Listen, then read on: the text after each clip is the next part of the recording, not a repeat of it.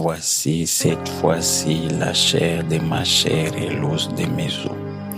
Ça, c'est une exclamation que nous connaissons tous. On en parle dans les mariages, on les prêche souvent. C'est l'exclamation qu'Adam avait faite lorsque Dieu a créé la femme Ève et l'a amenée vers lui. Quand il a vu directement, il a fait cette exclamation.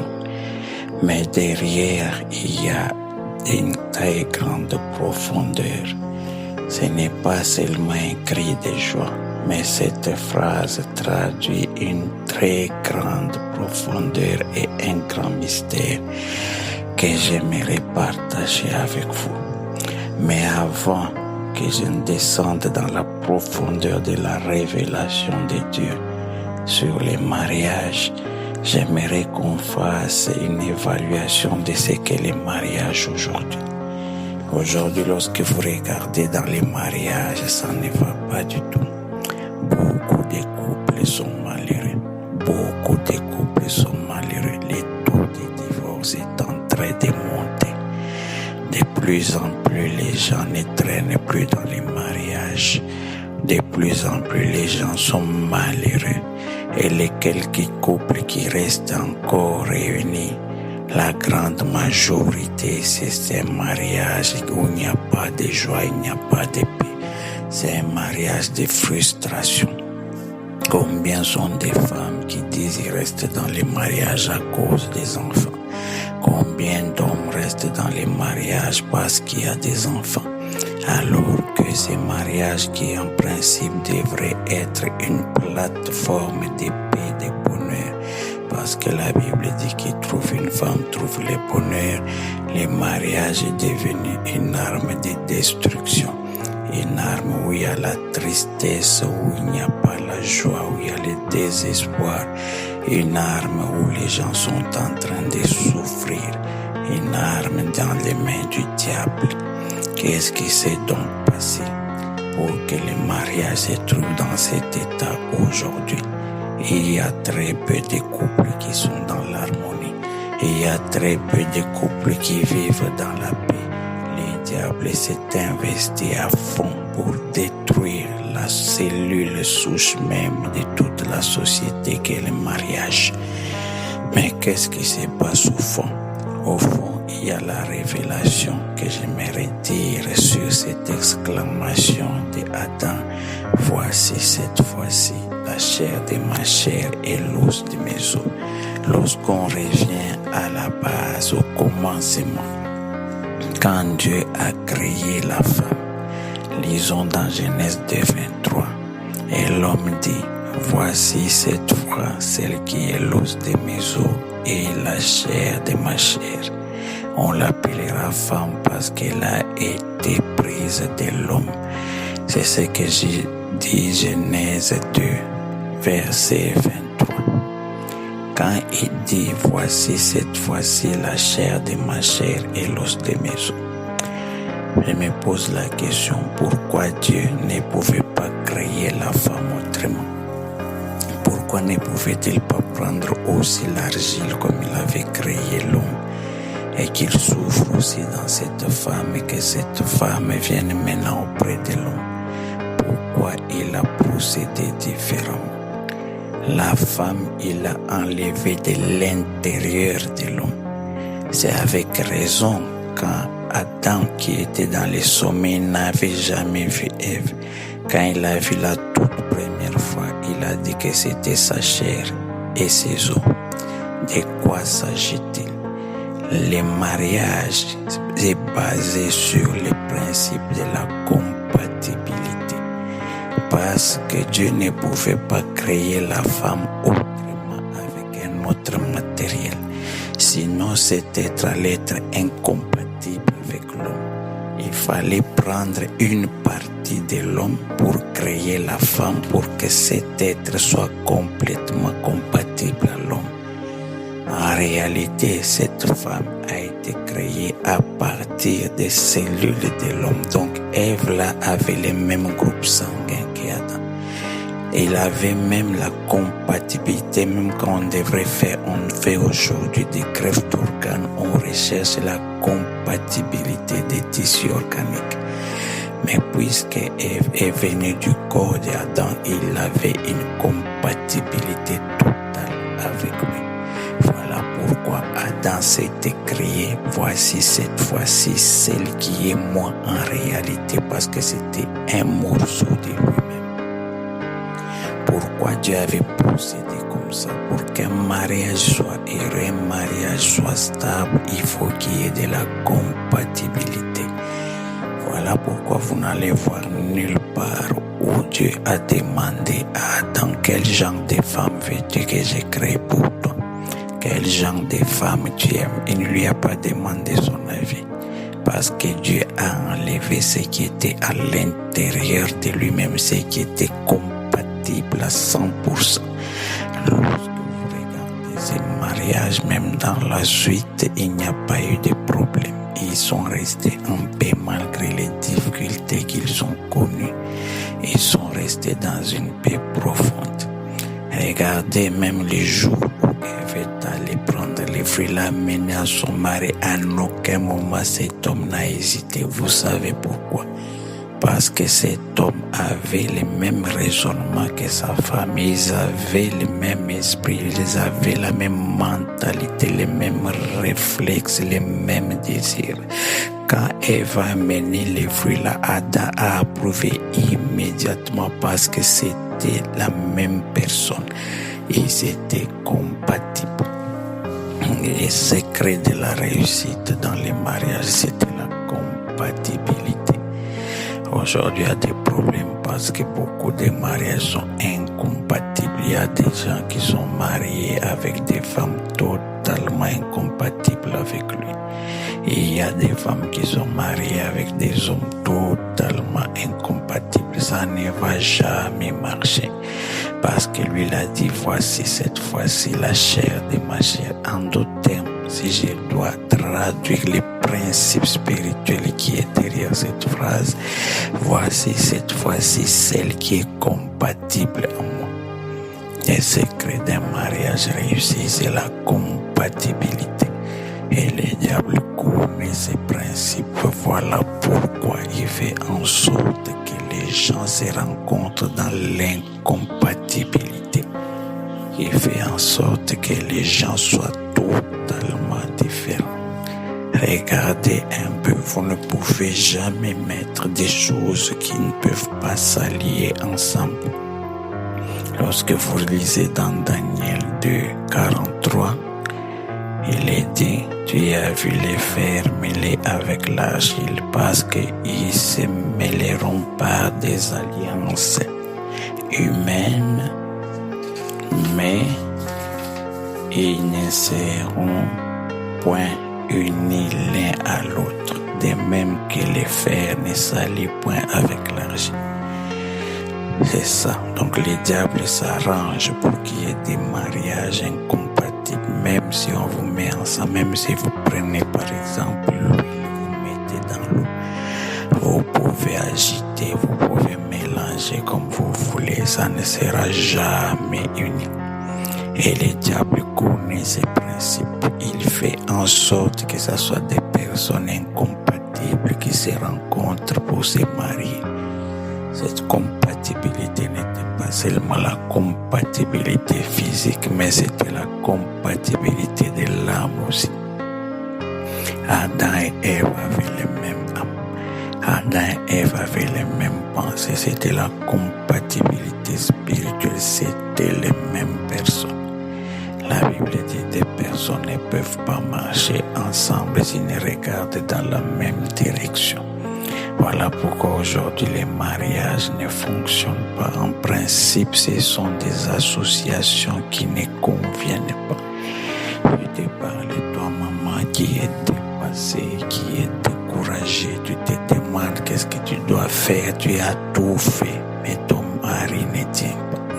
Tu as tout fait pour avoir la stabilité, mais tu vois que ce mari en réalité ne t'aime pas malgré tout ce que tu fais. Le problème, ce n'est pas que c'est un mauvais mari, mais c'est un mari qui est incompatible compatible avec toi. La loi de la compatibilité n'est pas là. Malgré tout ce que tu feras, ça ne marchera jamais. Parce que ce n'est pas la chair de ta chair, ce n'est pas l'os de tes os. Ce principe de compatibilité il est tellement important que quand cet homme Abraham voulait que son enfant Isaac ait une femme, il a appelé son serviteur Eliezer, il lui a dit: mets ta main à l'intérieur de ma cuisse et jure-moi. Ah, c'était quelque chose de grave. C'est parce que le mariage, c'était la chose la plus importante qu'Abraham avait à faire pour son fils. Et c'est la mission la plus importante qu'il avait confiée à cet homme. Pendant toutes ces années qu'il travaille, il lui avait jamais dit: mets la main sur ma cuisse. C'est parce que la mission qu'il allait lui donner, c'était une mission capitale. Il lui a dit: va chercher la femme à mon fils dans ma patrie. Et lorsque cet homme est allé, il a prié, il a demandé que le Saint-Esprit aille choisir pour lui la femme qui convenait à Isaac. En d'autres termes, il a mis en avant la loi de la compatibilité. Il y avait beaucoup de filles, mais le Saint-Esprit a attiré la femme qui était compatible à Isaac. Et lisez la Bible lorsqu'ils sont revenus, quand Isaac l'a vu, immédiatement il a aimé Rebecca. Il a totalement aimé. Et regardez leur couple, c'était un couple sans problème jusqu'à la fin. Beaucoup de mariages ne fonctionnent pas parce que vous êtes mariés avec des personnes totalement incompatibles. Vous êtes les fers, vous voulez vous allier avec l'argile, ça ne marchera jamais. Ce n'est pas le nombre d'années que vous faites, non, qui va donner la stabilité. Ils ne vont jamais s'allier. Adam a dit: celle-ci est compatible à moi. Lorsque vous lisez encore dans Genèse 2, verset 24, il est dit: c'est pourquoi l'homme quittera son père et sa mère et s'attachera à sa femme, et les deux deviendront une seule chair. Souligner sa femme. On n'a pas dit s'attachera à une femme, non, s'attachera à sa femme, à lui. S'attachera à la femme qui est compatible à lui. Donc, pour qu'il y ait un mariage avec attachement, il faut qu'il y ait de la compatibilité. Lorsque tu es avec une femme qui n'est pas compatible à toi, qui n'est pas sa femme, il n'y aura pas d'attachement. Et vice-versa, lorsque tu te retrouves avec un homme qui n'est pas ton mari, il n'y aura pas d'attachement. Aujourd'hui, il y a une révélation que je vais vous donner qui va vous choquer. Vous avez des problèmes parce que vous êtes marié avec la femme d'autrui. Ce n'est pas sa femme, ce n'est pas votre femme. Vous avez des problèmes parce que vous êtes marié avec les maris d'autrui. Ce n'est pas votre mari. Les choses que je vous dis, c'est vrai. Quand Jésus s'est retrouvé avec la femme samaritaine, il lui a dit: va, appelle ton mari. Cette femme a dit: je n'ai point de mari. Pourquoi elle a dit comme ça? C'est parce qu'il y avait de l'incompatibilité. Ils n'étaient jamais alliés malgré le nombre d'années. Et il lui a dit: tu as dit vrai parce que tu as 5 maris. Et c'est la dernière phrase qui me choque. Même celui qui est dans ta maison n'est pas ton mari. Et pourtant, c'était une femme mariée légalement, officiellement. Jésus lui dit: ce n'est pas ton mari. Donc cette femme était mariée avec les maris d'autrui. Comme toi aussi, tu es dans un mariage avec un homme qui est totalement incompatible avec toi. Ce n'est pas ton mari. Voilà pourquoi les choses ne marchent pas à cause de la loi de la compatibilité. Le diable connaît ces principes. Il a pris de l'avance parce qu'il savait que pour chaque personne, il existe un partenaire qui soit compatible à lui. Et le diable fait en sorte que ces deux ne se rencontrent jamais. Et il va tout mettre en place pour que ces deux soient toujours séparés, qu'ils ne se retrouvent jamais. Il fait en sorte que les gens se retrouvent avec des gens qui ne sont pas leurs maris, des gens qui ne sont pas leurs femmes. Voilà pourquoi tous les mariages qui sont allés parce que recommandés par une personne à cause d'une raison, généralement ce sont des mariages où les gens souffrent. Il y a des gens qui donnent leur vie à des personnes parce que ces gens ont l'argent, mais ils sont totalement incompatibles. Ils vivent dans des mariages avec des inconnus. Voilà, et des fois ces femmes peuvent dire comme cette femme samaritaine, je n'ai pas de mari. Et des fois Dieu peut vous dire aujourd'hui, celui qui est dans ta maison avec toi n'est pas ton mari. Parce que les fondements de ces mariages, ça n'a pas été la compatibilité. Voilà pourquoi il est important de laisser Dieu choisir les mariages pour vos enfants. Voilà pourquoi Abraham avait envoyé Eliezer. Eliezer a laissé les choix au Saint-Esprit. Il a dit toi-même choisis celle qui sera compatible. La loi de la compatibilité n'agit pas à travers la tribu. Il y a des gens qui aiment se marier dans leur tribu. La compatibilité, c'est de la compatibilité de l'âme et la compatibilité spirituelle. Peu importe la race, l'origine, mais la personne qui est compatible à toi, c'est celle-là qui te rendra heureux. Regardez, Abraham pouvait prendre une femme pour Jacob dans les pays où ils étaient, mais il a dit non, lui il était prophète. Il a senti que la femme qui était compatible à Isaac s'est trouvée dans son pays d'origine et ils sont allés chercher. Aujourd'hui, beaucoup de couples sont en débandade. Beaucoup de gens sont mariés avec des personnes diamétralement opposées. Toi-même, tu ne comprends pas malgré tous les efforts que tu fais que tu as un partenaire qui est complètement différent de toi.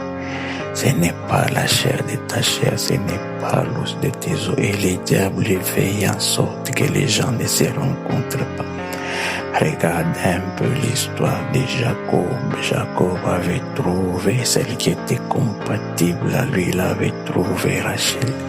Mais le diable est entré dans la danse. Il lui a imposé Léa. Il lui a imposé d'autres femmes. Et tôt ou tard, finalement, il a même arrivé à tuer la femme qui était Rachel pour qu'il se trouve avec des femmes incompatibles. Aujourd'hui, il fait la même chose. Beaucoup de gens se retrouvent avec des personnes qui ne devraient pas marier. Beaucoup de gens se retrouvent avec des maris totalement incompatibles. Voilà pourquoi ça ne fonctionne pas dans les mariages. Là, maman, tu te poses des questions. Moi, je te donne la réponse de la part de l'Éternel. Celui que tu as n'est pas ton mari. Celui que tu as n'est pas ta femme.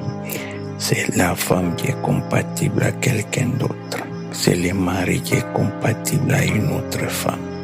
Les diables veillent à ce qu'il y ait des associations qui ne sont pas celles que Dieu avait planifiées. Les diables veillent à ce que les gens soient déroutés dans leur choix, se retrouver en couple avec d'autres personnes. Bien des fois même la raison revient, tu te dis mais comment est-ce que je me suis retrouvé avec cette femme? J'aurais dû épouser telle autre. C'est la loi de l'incompatibilité. Et c'est ça qui crée des désordres.